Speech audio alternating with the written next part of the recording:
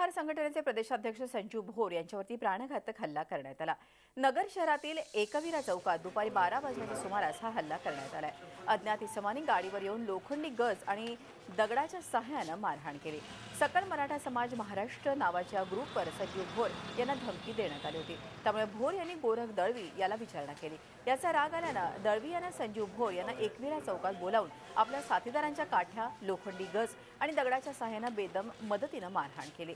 दरम्यान या प्रकरणी तोफखाना पोलीस ठाण्यात गोरख दळवी आणि अज्ञात 20 ते 22 जणांविरुद्ध गुन्हा दाखल करण्यात आला आहे।